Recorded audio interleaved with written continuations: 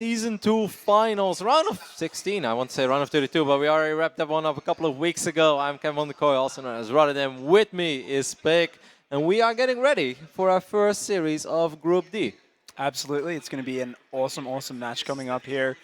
Two veterans Yeah. of long ago, both strong Brood War players, both Ret and StarDust, going to be facing off here. I didn't know StarDust was a Brood War player. You're He- teaching me things over here. Yeah, he played for quite a long time. Didn't really have a breakout performance, but we saw, of course, he moved over to America and then took a chance in Switzerland, and we saw him break out in 2013, suddenly win a DreamHack, steal it away from Jadong, and just go on a huge string of success from there. So what you're telling me is StarDust's MMR and Brood War was never high enough to run into me. Never. As a Warcraft 3 player, you Not- started off as like B+ in IC Cup, I heard, because that's how difficult Warcraft was. Anyway, this should be a really fun series. Of course, it's always fun for me to cast someone from the Netherlands here in the round of 16.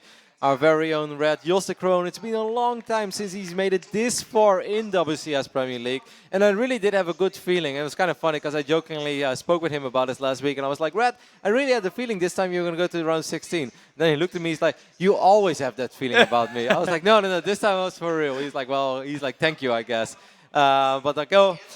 He's going to go up against StarDust over here in the round of 16 in his first series. StarDust, of course, a player that has a lot of work to do when it comes to perhaps the race to BlizzCon. He has made it to BlizzCon before. He would love to do that all over again, but looking at that current rank, he's been missing out on some very valuable points in Season 1. Absolutely. You know, missing out on Season 1 because he could not get his visa finalized just in time. So he's kind of having to come into the season late. And it's such a handicap. When you're talking about 3 seasons in a year, you miss out on one of those, you've got to make the next 2 seasons count. So this is a defining point in StarDust's year. And for him, not making it to BlizzCon would be a disaster. In his mindset, he has to make it to BlizzCon. That is why he's moved his entire life to the US. He's changed up everything to get the best practice over there. On the other end, we got Ret PvZ representing Team Liquid for the first time since 2013, I believe, that he's made it to the round of 16 in Premier League once more. He's always been around. He's basically been one of the top players in Europe since day one of the beta. But there has been times, especially, let's say in the middle of last year, that people didn't count Ret as a top player in Europe anymore, If you would name 5 Zergs, often they would name 5 different Zergs than Ret. That's kind of unimaginable when you think about this player. He won the European Battle.net Invitational in 2011. He was around since the very get-go. Even in 2012, he had deep runs in DreamHacks back then, in Intel Extreme Master events as well. Gamer Assembly, he won too. But 2013, 2014 was just not really the period of Ret anymore. And, like even some of the casters, I overheard a conversation the other day with Todd and Ret, and Todd is like, well, Ret, no offense, but I really did not expect you to go this far. And like Ret just kind of looks at me, he's like, well, thank you, I guess. He's like, no, I don't mean it wrong. It's just like, it really kind of felt like you were getting, ready to move away from StarCraft. And suddenly Ret bounced back, and he's been looking really good over the last few weeks. Not just in WCS, but even winning the Hell It's About Time qualifier as well. Qualifying for another event in Toronto. It's a good time to be a Ret fan, I'd say. Absolutely. He's just been plowing through the opponents. And we actually saw in his challenger match, very surprisingly, took down Wellmu there with a 3-2 win. Wellmu being a mainstay in the high ranks. And since then, just creaming his way through his round of 32 group. We do see those vetoes coming up on screen. Interestingly, Coda picked map 1 for StarDust. Varney picked map 2 for Ret. And map 3 is Iron Fortress. What do you think of those picks? I'm not actually too surprised. Like, I know that Ret is not a big fan of Cactus Valley, and Echo is the easiest map for Protoss out there to truly stabilize on 3 bases. So I think this is actually kind of standard, especially with Coda being the first map. I think Coda is truly going to be a very standard map. Almost every single Protoss plays very straight up on Coda.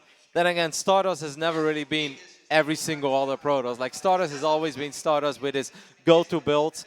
I had actually the opportunity to talk a little bit with StarDust yesterday, and I was like, how do you feel? Like 3 Zergs. He's like, well, on one end, it's very nice because I only have to worry about one matchup. He's like, on the other end, I feel if I want to make it out of this group, I have to win the first 2 series immediately because PvZ has always kind of been a matchup of Protoss wants to do something and hope the Zerg isn't ready, right? And StarDust is like, the more I have to play, the more I'm going to expose my builds, the more ready my opponents will be, and most likely the weaker my strategies will become because I'm going to do things that I don't necessarily want to do. So StarDust is looking for a victory here. He wants to win the first 2 games, he wants to win a winner bracket, and he wants to be done with his group and get ready for some different matchups. He definitely doesn't want to show too many of those plays. And we saw in his round of 32, as you said, StarDust is not a standard Protoss player. He's never going to fall back on that defensive-oriented play. Instead, he's much more focused on aggression, very, very odd plays. I think he's almost a nightmare to play against as a Zerg player. And as Ret studying an opponent like StarDust, you've got to be thinking, what do you prepare for exactly? Because this is a guy who's known to give false information, to cancel buildings, to do a lot of proxies. StarDust has an absolutely immense range of builds, and it's very hard to prepare for that. Yeah, I've had multiple events with Ret over the last few weeks, so I had plenty of time to talk with him, which obviously helps me a little bit as a caster, because suddenly I can sound really smart. And, you know, like we've been talking about it, and Ret just said he's not 100% sure what to expect. On one hand, he's kind of expecting very standard, you know, Blink, Stalker, Storm, but I was like, I really don't think so, man. Like, I think with starters, you're going to have to expect a couple of different things. He's going to do some wonky, strong two-base timing. He's going to scout. He's going to try to throw you off. There's a good chance he's going to go for a heavy gateway push in one of the games. Like, StarDust has never been, once again, the guy that just does what everybody else does. He's always at least giving his own twist to things, and sometimes just playing in a very unique way. And I think we're going to see that as well. But once again, we're going to focus on map number 1. It is Coda. I feel like if there is one map where we're going to see the regular, the standard meta, as we like to call it, the Blink Stalkers, Storm, +2 from StarDust, it has to be on Coda, right? It's definitely a map for it. You know, it's quite easy to shut down that third base with your Blink Stalker's defense.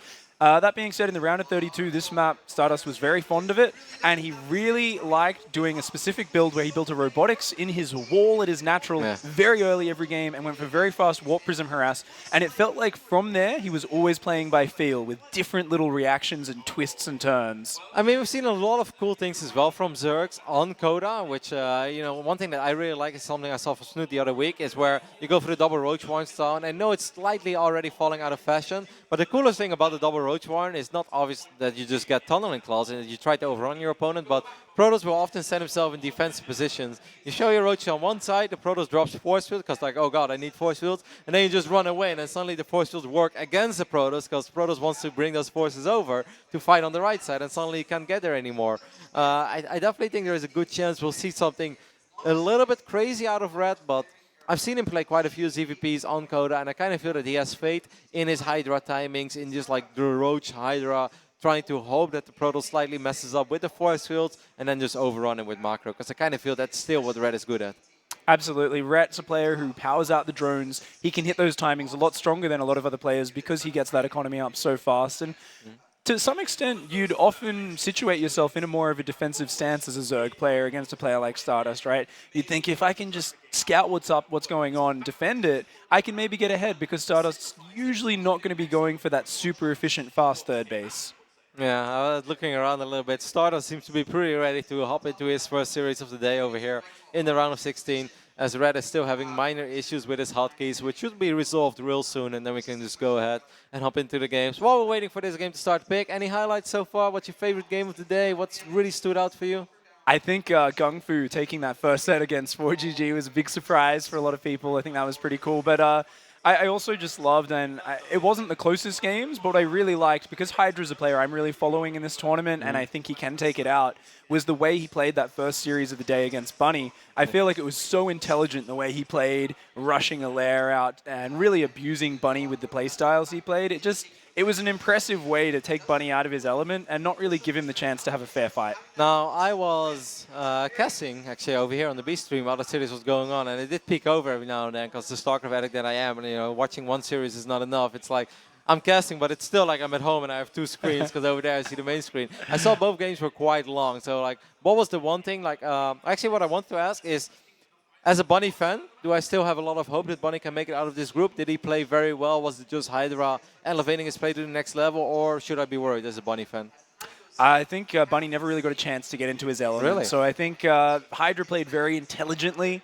He kind of anticipated how Bunny was going to play to a certain extent. In the first game, we saw him actually really just rush Mutalisks before even getting Zergling speed. Like a really, like, I'm going to take advantage of you build. And likewise in the second game against Bunny's mech, he just kind of picked away at the edges. But I think it was more a story of Hydra playing intelligently, Hydra playing smart and dominatingly, rather than Bunny falling apart. So I think Bunny's still got a very good shot of making it out of that group. but it's going to come down to his TVT against 4GG. If you guys wondering, if you just joined us and wondering what we're talking about, of course, a couple of the games that have been played early today. No groups have been played out yet. We have a couple of players already making it through the round of 8, of course. We saw Hydra on the start of the day. He won Group A. Did Group B finish up? No, right? No, that's going on right no. We've been darting between... What was Group B then? Group B, of course, is the one with Pult Harstem, Marine Lord, and Firecake is Group B. No, but then that one should have been already resolved, because right now we're playing something of... Oh, yeah, that's the winner, Brad. I don't believe we're finishing the groups today. I believe we're so just playing a couple of the matches. Okay, I was just wondering what's happening in Group C then. No, that's right. So the winners match of Group B is currently going on the main stream. After that, we should have the winners match of Group C as well. Absolutely. And then much later, we're going to have the winners match of Group D. Of course, later today, there's going to be some Archon mode action over here as well. There's a lot of interesting teams signing up. I already know that Zombie Grub and Rifkin are teaming up together. I've seen them play Arkham mode. They're actually pretty scary together. So the base trade TV guys. Yeah, the base trade team. I think it's going to be quite fun.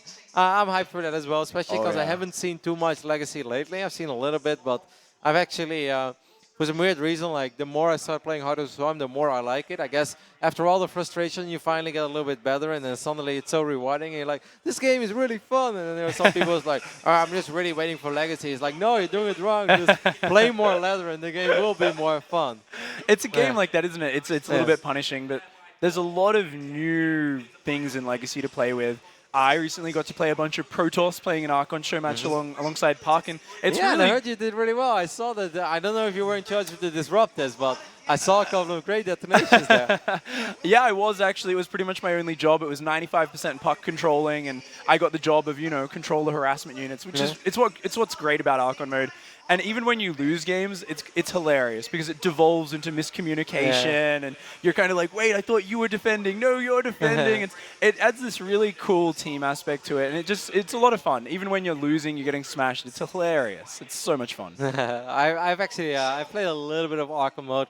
As one more update about Group D, the winners match is coming up real soon, guys. We're not just talking about Arkham mode over here because we want to bore you to death, but we're still waiting. I think Redis hotkeys are all right now, but I believe StarDust is the one that's currently rebooting his PC. So hopefully we can hop into Coda real soon and we can just talk about things that we know best, and that is a little bit of PvZ. We got the Protoss, we got the Zerg, we got Discovered.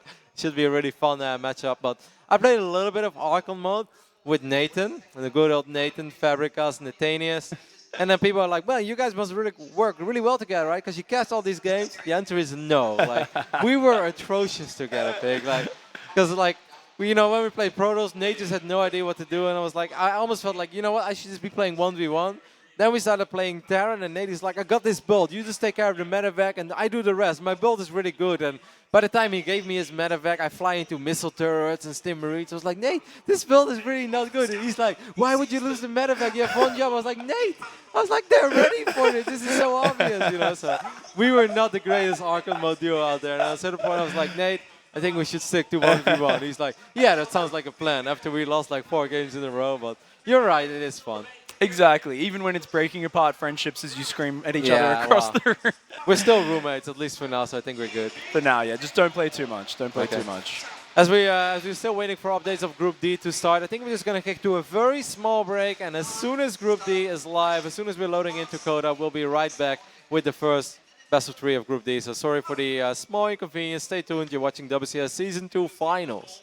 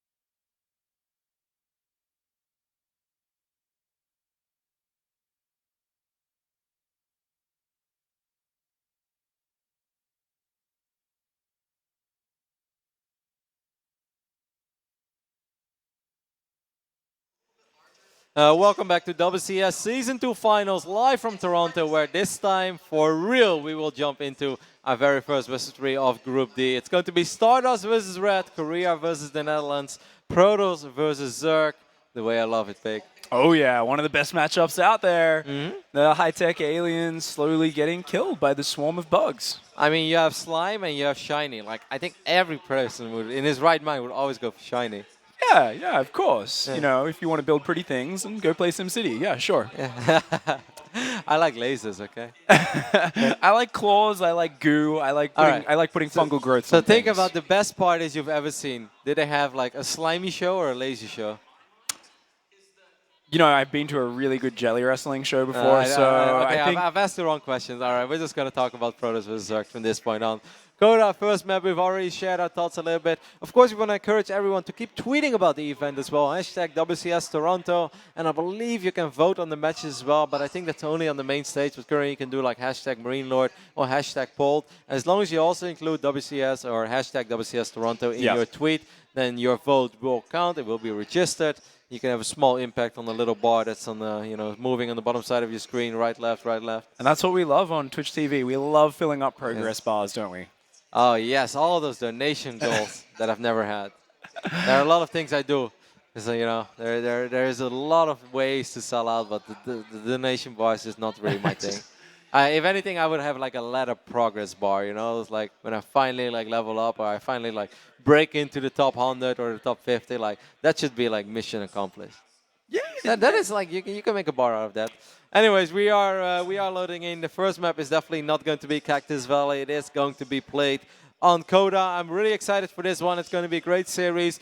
Ret has been on a little bit of a tail lately. He's been winning a lot, pretty much everything he participated in up to last weekend, where he finally suffered his first defeat in a while against a fellow Dutch player. But that player was a Terran. He doesn't have to worry about Terrans in this group. He only has to worry about this guy spawning on the left top side of Coda for our first best 3 in Group D. It is StarDust.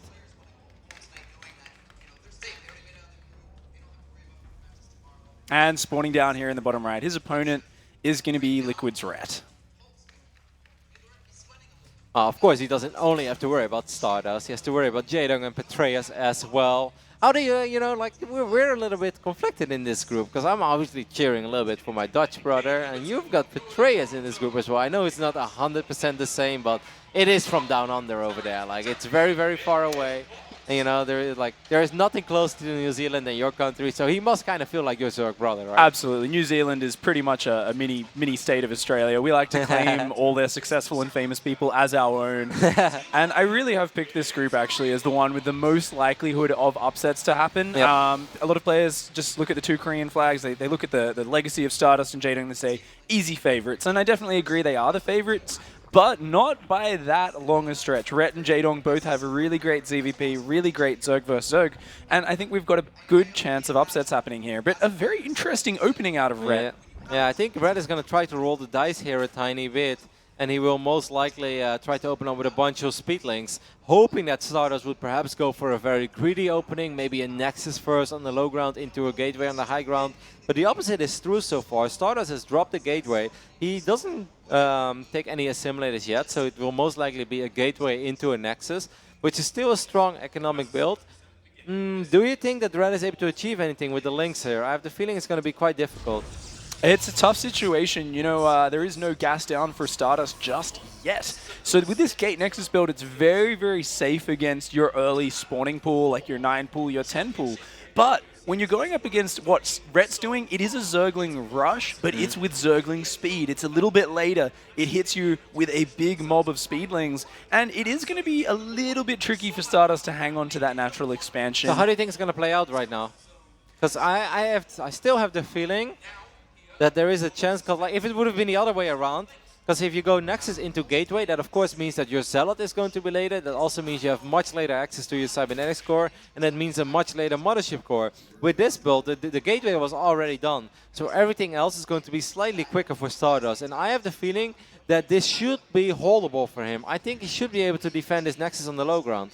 I think technically it is. I think there's always a little bit of variance, but I do agree. That being said, it comes down as well to how much does Ret commit to this. He may just pressure with this, but so far we do see a lot of Speedling production out of him. StarDust being very good with this probe, he's going to know 100%, are you committing more to this? Because he comes in, he sees more Zerglings popping out, and that's the information he needs to know. Let's play really safe. This is going to be very fun, actually. This makes PvZ a fun matchup because the openings are not always the same. There are so many ways this can play out, and even, like, you know, like we both play a ridiculous amount, and we still can't say for sure how this one will play out. I have the feeling that this should be doable for StarDust, but like you said, it all comes down to how much is Ret willing to commit. Well, Ret is going all out, man. He's like, okay, I've opened this way, my economy is not as great as yours, I want to kill this Nexus. And from this point on, it's going to be a very interesting dance between the Zerglings, between the Zealots, and between the Nexus. But of course, the longer he waits, the more chance there will be that Photon Overcharge will eventually be activated. And as soon as Photon Overcharge is activated, things are going to get very dicey. He gets a surround here on the Zealots, but he's going to lose a lot of Zerglings in the process. A little bit of a questionable trade there, only killing one Zealot for about 12, 13 Zerglings, and that really takes the oomph out of Ret's force, throwing those Zerglings away. Now coming in again, trying to get these Zealots to finish them off. He is going to kill them. He needs the Nexus, though. He needs to really start working on Nexus. Like, StarDust will be more than happy to trade Zealots for Zerglings for days in the current economic situation. 26 against 14. One more surround on the Nexus goes down. A couple of pros being pulled. Very well done so far by StarDust. I think StarDust is handling this the way he should. And Ret is super all in with this, man. There is like no going back from this point. He's still producing Zerglings. It's going to be, he needs to get damage done right now. There are no drones on that natural expansion. StarDust has so much money coming in. These Lings are committing against the Nexus Overcharge. That cannon is chewing through these Zerglings. Okay. And they do have to pull out. I think maybe that was the moment that he should have gone for it. I think Ret will still go for it. He can't wait until Photon Overcharge expires. That is just going to be simply going to be way too late. He's working again on the Zealot. He takes care of the Zealot. He's going to try to run into the main base, but the Sentry is blocking the axis. This is really the moment he needs to kill the Nexus. And even if he kills it, I still kind of like StarDust's position. But if he doesn't kill it, I'm afraid that this is going to be it. I think this is almost game over. That is absolutely disastrous. Those Zerglings do not manage to take it down. Now there is a tight wall here at the natural expansion. StarDust has weathered the storm. He has defended the endless Ling onslaught, and we see Ret now pulling back, beginning to lick his wounds, and types out that GG. GG is called, and just like that, StarDust gives a little nod to himself, as he's like, I did not bad. Like I did that pretty well, right? Like, yes, StarDust, you did that very well, because that is a scenario that it is holdable as a Protoss, but it's not a given. You really have to do things right. And I really think it comes down, like moments like this, it often comes down to one key moment, one of the very first big fights, and it is that trade that you mentioned, the 12, 13 Zerglings that fell against just one Zealot, where the second Zealot was very low on HP, but that is just not a trade that Ret can allow himself to make in that phase in the game. Like, if you decide to fight the Zealots, you have to be damn sure that you actually take them out. Absolutely, and you know, that's a really pivotal moment there, because it says something about the momentum in this series, where when you throw an aggressive build like that and it really fails, I guess quite decisively. I don't think StarDust ever really looked like he was in trouble. No. It's really got to put an impact into Ret's confidence, and we've got to remember, for StarDust, he's not going to settle for anything less than going through here. He needs to win this group, and he's got to be very happy with that, not showing any of his builds yet, going into the next game with a very strong position. And Ret, he's going to have to really tighten his game up in this next one. I think you make a great point there. PvZ is often all about information, and StarDust was just able to pick up game number 1 and didn't give away anything at all. This is not a game that Patreus can learn anything from. This is not a game that Jadon can learn anything from, other than the fact that he went gateway into Nexus, but nobody forces him to do that all over again. Next time it could be a Nexus first.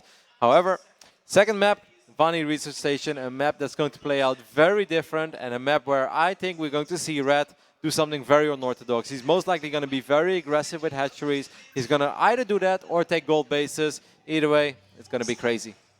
All right, spawning here in the top of the map, we do have the blue Protoss player. It is StarDust.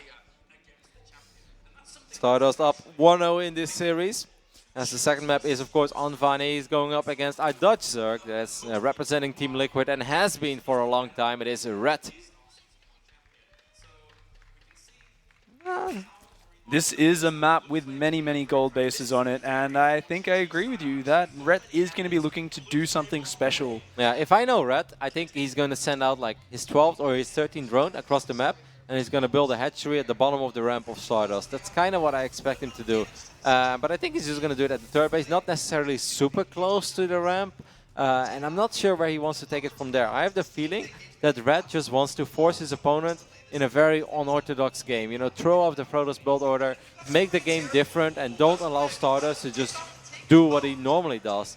Then again, I've been talking a little bit with Ret, and he's not too confident in some of his builds, so maybe he's had, you know, a last-minute change of mind. And ooh, actually a Forge going down. Very interesting decision there from StarDust, and that is a very safe move against some of those aggressive proxy hatch builds, but it also gives him the opportunity to deny a very fast expansion. And look at the path this probe takes. It is heading towards that gold base, but Ret does spot it in time. Now, is Ret going to change his plan? No, he's just going straight for that hatchery. He's seen the probe coming, but he's still committing to it. This is very dangerous. If StarDust chooses to cannon rush this, Ret will not be able to defend it. He will have to just take expansions elsewhere on the map. Yeah, this is actually this is also another map where you can just pull a couple drones, because of course the gold base, it's awesome for your economy, but it also means that it's very, very far away from all the drones that are currently mining at home. So this is not like an Echo or a Coda where you can just pull a couple of drones down the ramp and, you know, take care of these pylons, make sure the cannons won't go up, and then suddenly you're in a great position. Like what I think if I would do if I were Ret, I would just like try to force out as big of an investment as possible from my opponent and then cancel the hatchery at like the 99-second mark. But I think StarDust is even too good for that. He probably wipes in the additional cannons by the time he knows he can still cancel them if Ret decides to cancel the hatchery. And Ret still actually doesn't have vision on the cannons. He saw a probe coming, but he doesn't know 100% sure that this is what's happening, and he doesn't seem to have reacted to it. There is always that small chance that in the high-pressure situation, he was not watching his minimap because he just has not reacted to this cannon rush yet. He doesn't know it's there. His second Overlord actually went on a very odd path with no other hatchery. Oh, that's so smart. That is so smart by StarDust over there. StarDust shooting at his own pylon for just a couple of seconds because he didn't want to reveal the cannon against Ret. So Red's still not getting the alert, not seeing that his hatchery is under attack. Will let his hatchery finish, and right on that moment, StarDust is like, all right, well, I think this would be a great time to stop shooting at my own pylon and actually start shooting at the hatchery. Really well done. Absolutely beautiful, sneaky move there from him. Ret countering now with the gold hatchery as well as taking the front base. He's just saying, I cannot react to this. I cannot stop it. Let's just let that hatchery die. Let's take 2 bases elsewhere and try to push our economy forward, hopefully not being too far behind that economy. But StarDust has to be happy with this scenario. When you've denied a base like that and he's got the probe scouting around, he sees how late the hatcheries are, he feels confident that he's ahead in this game. He is in the commanding position. I mean, on one end, I do kind of like it from StarDust because this is, of course, sort of what he wants out of it. But I think as a Protoss, you always secretly hope for more. You kind of hope that the Zerg really mishandles it, right? Like he pulls a bunch of drones, the drones are not mining, and then suddenly, you know, either you get a couple of drone kills or at least he loses a lot of mining time. And I think that's the ideal scenario. Since that didn't happen, in the end of the day, it's a pylon and it's 2 cannons for 1 hatchery. I don't think it's the worst thing in the world for Ret. As Ret is still going to have a gold base in the end. Of course, it takes us a little longer to get this one saturated, but the cannons also slow down the gateway for StarDust, so I don't think it's all that bad.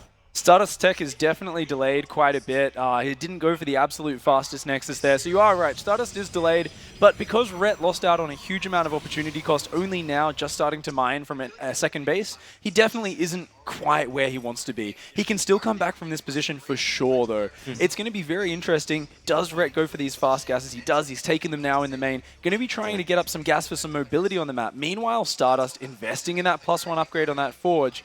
Could he perhaps follow up with one of those famous StarDust 7-gate attacks? I mean, I wouldn't really blame him. I don't believe there's a single probe currently out on the map for StarDust, and I kind of feel whenever you, other than this one, but this one is in a little bit of a dire situation. Do you think he's going to make it home pick? No. Sorry, man. That was really anticlimactic. It was so dire that he died. It was a pretty hard situation there. StarDust actually dropping quite a late Stargate here. This is a kind of odd timing to drop that after investing in the +1 upgrade on that Forge. It's a very interesting build order, and this is StarDust down to a T. He doesn't just follow what everyone else does. He makes up his own build orders. He trusts in them. Interestingly, at Ret's gold base, we did see a bit of missaturation in that a lot of his drones were tripling up, while the top side of that base, actually the drones aren't spread there. So a lot of these drones are queuing up behind behind each other rather than being as efficient as they could possibly be mining on those northern minerals. Yeah, I think he's going to fix it right now, but that actually changes quite a bit. Having 2 drones on a mineral patch, that's not too big of a deal, but having 3 on one mineral patch, that does kind of sting. These 2 Zealots won't be able to achieve all that much, but what they are able to achieve is forcing Ret to deal with this and not necessarily worry about the next big thing that's on the way. And that, I want to say, is an Oracle, but it's not. It's a Void Ray. And that Stalker coming in with the Zealot as well as the Mothership Core, he's forcing even more and more Zerglings out of Ret. Ret is kind of getting pressured here, and because he doesn't have the Zergling speed, he doesn't have the Roach Warren down yet, he doesn't know what the next stage is. So he's stuck being pressured, building slow Zerglings, but he has no idea what's the next step, and StarDust is just trying to be as annoying as possible. This is not an attack that needs to do a lot of damage, but it is forcing out a lot of Zerglings. I do think he needs to do a lot, though, for StarDust in the long run, because he doesn't have a Twilight, he doesn't have a robotics facility, no access to +2 whatsoever. So I actually feel that StarDust has to win the game with his Gateway Void Ray attack. And the more Queens that Red will get, like Queens are actually phenomenal units against everything that StarDust currently had. He is up by 3 workers, and he kind of gives us the idea right now that he wants to go up to 3 bases, but I feel like this is such a hard build to transition out of if you're StarDust. I absolutely agree. I think that's a fake Nexus. I think we can go so far. It's actually continuing to build probes. Now, I wonder if that's a fake because there was an Overlord in the base, but he's not cancelling them. So many gateways and constant Void Ray production. There's going to be such a powerful Void Ray gateway timing coming. I think StarDust has got to commit to it. But looking at this, cleaning up Overlords, it puts Ret in an awkward position. Ret doesn't really know how much StarDust's committing, and if you look at it, StarDust's work account is actually getting quite far ahead of Ret's. Of course, Ret does have the gold base, so that kind of makes up for it. And I am still a tiny bit worried, because if we do get, let's say, 10, 12 Hydras out, I am not sure, like, oh, if Red can get 1 cancel on this Nexus, that would be so big, because that means that the future Photon Overcharge is going to be delayed as well. This is a really, really, really important moment in this game. Will Red be able to force the cancel? There are a couple of sentries as well. They're going to probably drop a couple of force fields. Will Red get the cancel on the Nexus? I think he will. He does get it, and that is massive. That is absolutely huge. And the Zerglings are going to trap the sentries, getting the wraparound. StarDust's forces falling apart. This is an absolutely devastating fight. Ret is controlling the pace of the game here now. And behind this, he's droning up really hard on the 3 bases. And that Hydralisk then is finishing up, so that means he can start getting his Hydra upgrades. And if you take a look at the StarDust army right now, nothing that StarDust has is good against Hydralisk. Void Rays, they melt against Hydras. Sentries, they're low on energy. Stalkers, he doesn't really have any yet. Colossus are miles away. Storm is miles away. I think this was key by Red. I think a lot of Zergs would just sit back and be like, you know what? As soon as I have like 6 Hydras, I'm going to try to go for that attack. But by then it would be so much harder because the sentries are going to be in position. There is Photon Overcharge. Red went for it, and I think that was a game-winning move. StarDust now moving down with this somewhat desperate Void Ray maneuver, trying to get some damage done with the counterattack, maybe trying to snipe off a hatchery, but the Hydralisks are in position. Yeah, SK has to be very careful. There's a good chance one of these Void Rays is going to go down. Hydras don't have speed yet, though, so even on creep, they looked very slow. I've never seen Hydras that slow, Pick.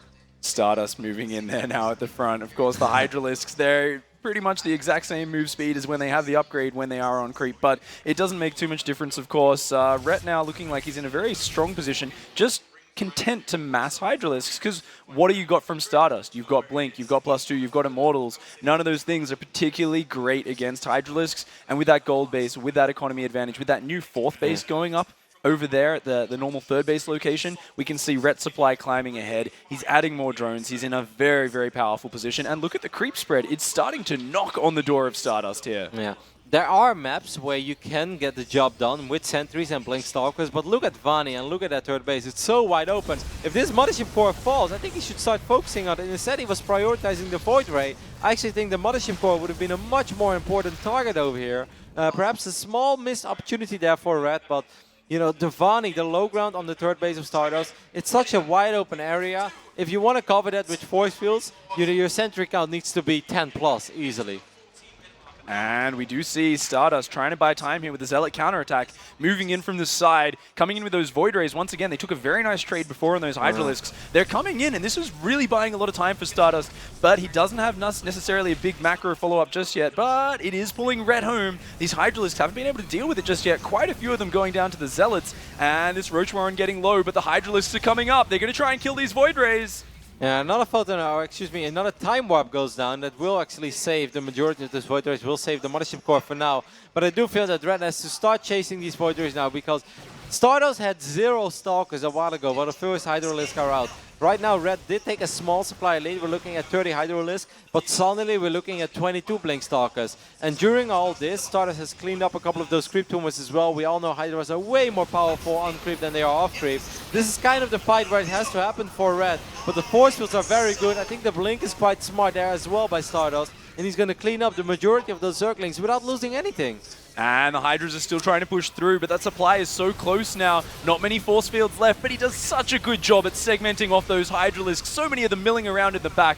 Beautiful Blink Micro pulling back the weak Stalkers, and that supply count is getting closer and closer. Those Queens and Hydralisks are dropping down, and at the same time, a big counter attack coming in the back. StarDust is playing this out very well because he had to work with so little, but he's truly making the best of it. And out of nowhere, suddenly he was able to get 20, 30 Stalkers out. I feel that Red just gave him a little bit too much time, gave those Void Rays a little bit too much respect. I know how we often say you have to respect the Void Rays, but I actually think with a couple of reinforcements, he should have just tried to deal with those 3 Void Rays and meanwhile keep the pressure on at the front. Instead, the opposite happened. He was kind of playing the game that StarDust wanted him to play, chasing that army around over and over again while his own army is growing. This is a very, very ballsy blink there by StarDust, but I guess he feels confident enough that he could make it, as most of the Hydras have been cleaned up. A couple of Roaches will be streaming in, but I feel that Red has just lost too much from this point.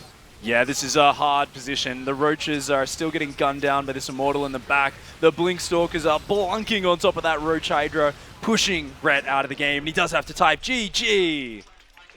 StarDust wins his first series of the day over here in WCS Season 2 Grand Finals 2-0 over Krone, also known as Ret.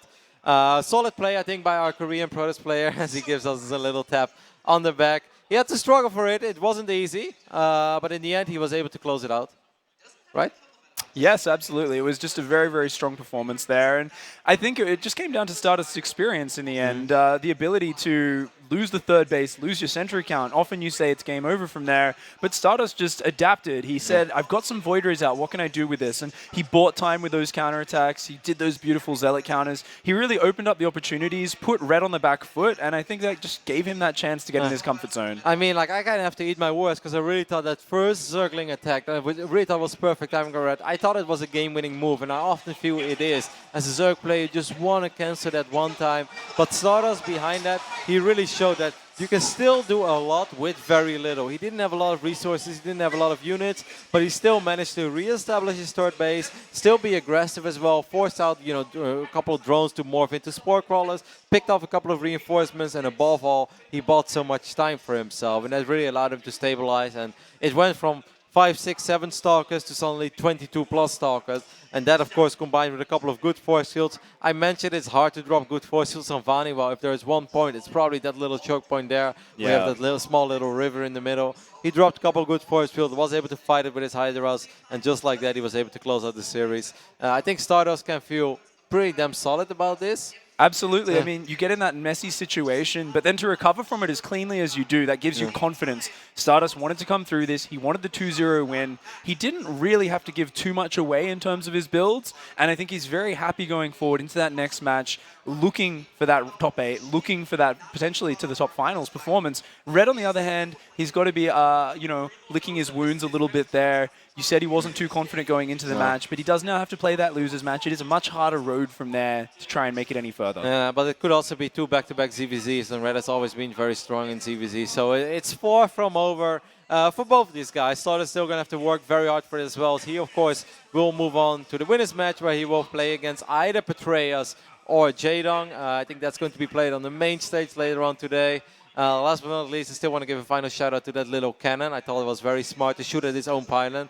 Otherwise, he was alerting Red too early. Red could have cancelled it. Small things like that do matter a lot. But, you know, good series for StarDust. And I think that this is going to be it for WCS on this stream. Of course, you know, we'll be back tomorrow. But this stream is far from done for the day, as we're going to have a couple of Archon matches from the Red Bull Battlegrounds later today. I'm very pumped to see what those matches will bring.